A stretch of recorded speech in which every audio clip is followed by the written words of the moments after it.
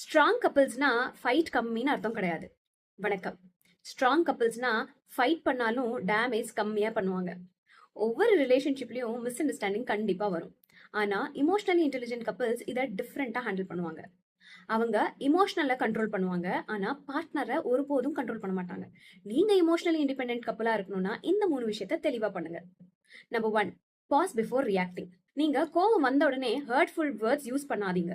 ஏன்னா neuro science என்ன சொல்லுதுன்னா, அமிக்டாலா ஹைஜாக் ஆச்சுன்னா லாஜிக் கம்ப்ளீட்டா ஷட் டவுன் ஆயிடும். அதனால மெச்சூர் கப்பிள்ஸ் என்ன பண்ணணும்னா, இமீடியட்டா ரியாக்ட் பண்ணாம உங்க இமோஷன்ஸை அப்படியே கம்ப்ளீட்டா கொட்டாம அதை ரெகுலேட் பண்ண ஆரம்பிங்க.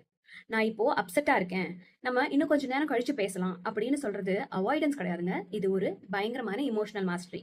நம்பர் 2, ப்ராப்ளம் வெர்சஸ் பர்சனை செப்பரேட் பண்ணுவாங்க. இந்த ப்ராப்ளம் எதனால வந்துச்சு, இந்த பர்சன் யாரு அப்படிங்கறத தெளிவுபடுத்துவாங்க. நீ எப்பவுமே இப்படித்தான், இதுதான் பிரச்சனையே உன்கிட்ட அப்படின்னு சொல்றதுக்கு பதிலா, இந்த சுச்சுவேஷன் எனக்கு ஹர்ட் ஆகுது அப்படின்னு பொறுமையா சொல்லுவாங்க. நம்பர் 3, கோ ரெகுலேஷன் பிராக்டிஸ் பண்ணணும். ஹெல்தி பார்ட்னர் நர்வஸ் சிஸ்டம்க்கு பீஸ் கொடுப்பாங்க. டோனு, ரீஅஷூரன்ஸ், லிசனிங் இது எல்லாமே இருக்கும். இது பாடி லெவல்ல ஸ்ட்ரெஸ்ஸை ரெடியூஸ் பண்ணும்.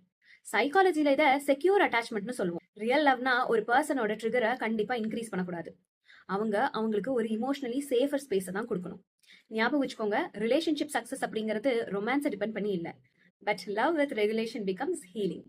அன்புடன் பவித்ரா.